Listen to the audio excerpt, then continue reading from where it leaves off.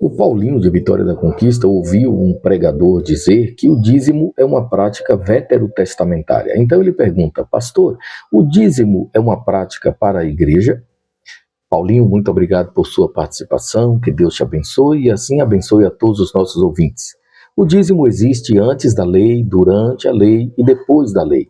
Abraão, o patriarca, o pai da fé, entregou dízimos a Melquisedeque, na forma de despojos de guerra e, é claro, havia ali prata, ouro, muitas coisas de grande valor.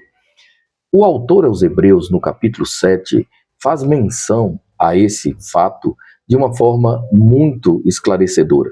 Ele diz que Jesus, o nosso sumo sacerdote eterno, é sacerdote não segundo a ordem de Arão ou de Levi, mas é um sacerdote segundo a ordem de Melquisedeque, ou seja, não tem começo nem fim, é um sacerdote eterno. Então, o autor aos Hebreus, no capítulo 7, esclarece que quando Abraão entregou dízimos a Melquisedeque, na verdade, toda a descendência de Abraão estava consagrando dízimos através dele, inclusive e particularmente a tribo de Levi. Assim, o autor aos Hebreus explica que Levi dedicou dízimos a Melquisedeque e que Jesus não é um sacerdote conforme a descendência ou a ordem de Levi, mas um sacerdote segundo a ordem de Melquisedeque. Assim, quando nós consagramos dízimos a Deus, nós estamos dedicando dízimos ao sumo sacerdote eterno, aquele que é segundo a ordem de Melquisedeque. Eu espero que tenha ficado claro, mas há outras coisas importantes que precisam ser ditas. Moisés instituiu o dízimo de forma legal, obrigatória. Não apenas Moisés trabalhou com esta perspectiva e por ordem de Deus, é claro, mas havia nas nações ao redor de Israel o hábito de dedicar dízimos. Muitas nações, inclusive, faziam isso como pagamento de imposto. No caso de Israel, não era necessariamente ou precisamente um imposto, mas uma obrigação religiosa. Após a lei de Moisés, nós encontramos no Novo Testamento o Senhor Jesus fazendo a seguinte declaração: fariseus, religiosos, hipócritas, vocês costumam devolver os dízimos do endro, do cominho e da hortelã. Deveriam sim devolver o dízimo dessas coisas tão pequenas, tão insignificantes, mas deveriam também esforçar-se no sentido de praticar o amor e a misericórdia. Com isso, Jesus demonstra a importância do dízimo, mostrando que a prática do dízimo permanecia, deveria ser observada. Mas é interessante notar que a igreja primitiva não era dizimista. A igreja primitiva tinha o hábito de dedicar 100% aos pés dos apóstolos. Nós encontramos isso no livro de Atos. Inclusive, na história da morte de Ananias e Safira, isso fica muito claro. Ananias chega diante do apóstolo Pedro e diz: aqui está o valor total da venda de uma fazenda, porque era o costume deles. Eles viviam em comunidade. Aqui está o valor total da venda da fazenda. E Pedro responde por revelação do Espírito Santo. O Espírito Santo revela a Pedro o que de fato estava acontecendo. E Pedro responde: você não mentiu a mim, você mente ao Espírito Santo. Você está mentindo à pessoa do Espírito Santo. Por causa disso, você vai morrer. E ele caiu morto. Algum tempo depois, chega a esposa, agora viúva, de Ananias. E ela confirma a mentira do seu marido.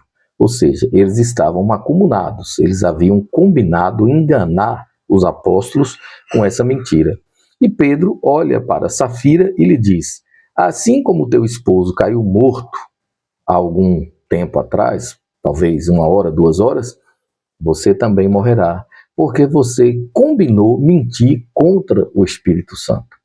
O problema não estava em entregar o valor da fazenda parcialmente. O problema estava no engano, na mentira. Isso demonstra, de uma forma muito enfática, que Ananias e Safira eram avarentos. Eles eram dominados por uma sórdida ganância. Eles, na verdade, tinham a pretensão de mostrar para o povo que eram bonzinhos, que eram religiosos, piedosos. Talvez eles fossem narcisistas, traços narcisistas fortes, né? Eles eram exibicionistas. Mas no fundo, eram de fato avarentos, usurentos. E por causa disso, não conseguiam cumprir aquilo que a igreja havia acordado. Assim, eles não tiveram o temor de Deus no coração e deliberaram mentir contra a pessoa do Espírito Santo. Isso nos traz uma lição importantíssima. Muitas pessoas que são contra a prática do dízimo e das ofertas, na verdade são pessoas carnais, avarentas, cobiçosas de sórdida ganância, pessoas dominadas pelo amor ao dinheiro, pessoas que são, de fato, escravas de Mamon, o senhor dinheiro. Jesus esclarece que é mais fácil entrar um camelo pelo fundo de uma agulha do que um rico entrar no céu. Porque a maioria deles não se apega a Deus como deveria. A maioria apega-se ao patrimônio, aos valores, ao dinheiro, aos bens. A maioria tem no dinheiro o Senhor que governa as suas emoções, governa as suas vidas. E por isso Jesus diz que é mais fácil passar um camelo pelo fundo de uma agulha do que um rico entrar no céu. A Bíblia nos ensina muito claramente que nós devemos amar a Deus acima de qualquer coisa. Amar em primeiro lugar a Deus e, obviamente, amar o próximo como a nós mesmos. Toda a lei e os profetas resumem-se nisso: amar a Deus e ao próximo. As pessoas que não conseguem dedicar ofertas ao Senhor, não conseguem ser dizimistas, de fato, elas não conseguem amar a Deus como deveriam. Elas amam o dinheiro, amam a si mesmas, elas têm outras prioridades. O Senhor Jesus diz: busquem em primeiro lugar o reino de Deus e a sua justiça, e as demais coisas serão acrescentadas. Há denominações que não trabalham na perspectiva do dízimo, conforme temos na Bíblia.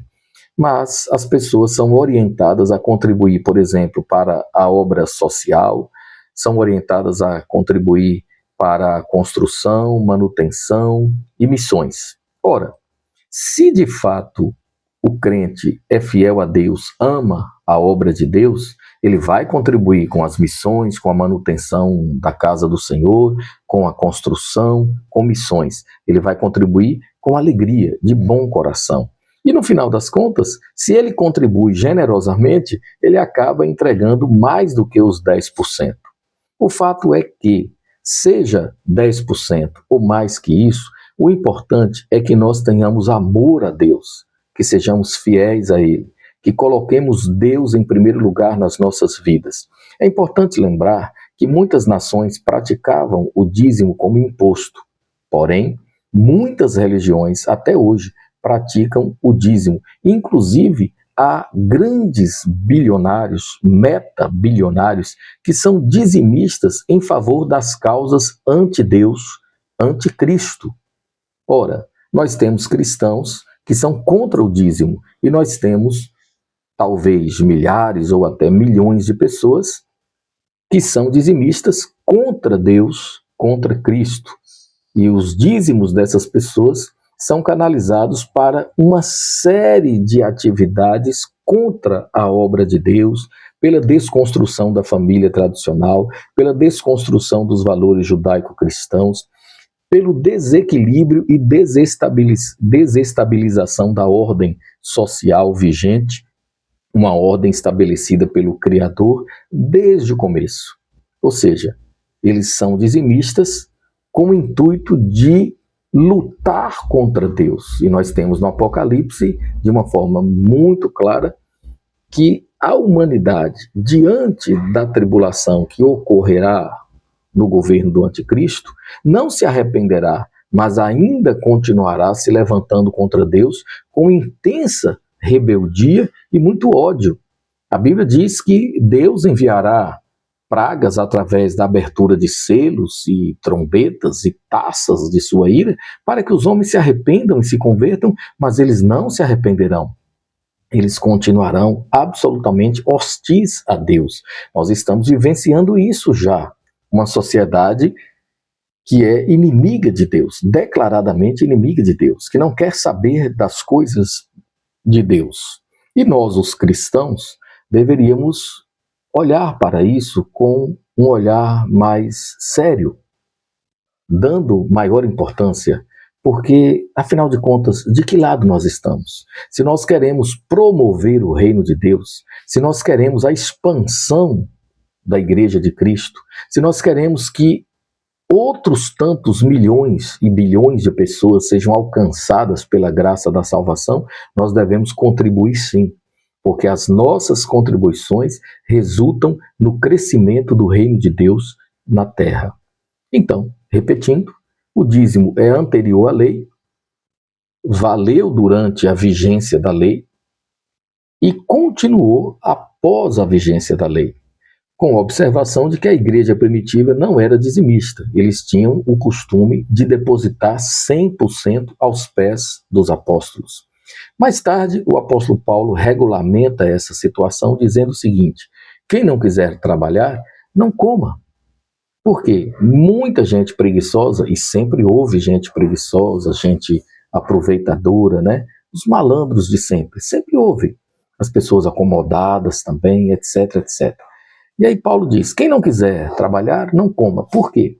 Como a igreja tinha o hábito de dedicar 100% aos pés dos apóstolos para que todos tivessem condição de viver com o básico, com o essencial e viver dignamente, muita gente não queria mais trabalhar. E aí Paulo vem com essa exortação da parte de Deus, e é claro que as coisas tomaram rumos diferenciados. Mas o fato é que nós encontramos na primeira carta aos Coríntios, no capítulo 8, o apóstolo Paulo deixando muito claro que aqueles que pregam o evangelho, conforme Jesus ensinou, devem viver do evangelho. E no capítulo 9 da segunda carta aos Coríntios, aí Paulo vai falar de ofertas para os crentes pobres que estavam passando fome em Jerusalém. São duas coisas diferentes. Em 1 Coríntios, nós encontramos Paulo reforçando a necessidade de os crentes serem fiéis na dedicação das suas contribuições para o crescimento, manutenção, expansão do reino de Deus. E na segunda carta aos Coríntios, ele já está tratando, e não apenas ali, mas em outras passagens, ele diz a respeito de uma seca que houve em Jerusalém e que ocasionou uma fome generalizada, principalmente entre os pobres, os mais necessitados, os mais carentes. E aí ele faz um apelo para que as igrejas ao redor contribuíssem e as ofertas seriam levadas para matar a fome daqueles irmãos. Assim, a Bíblia deixa tudo muito claro.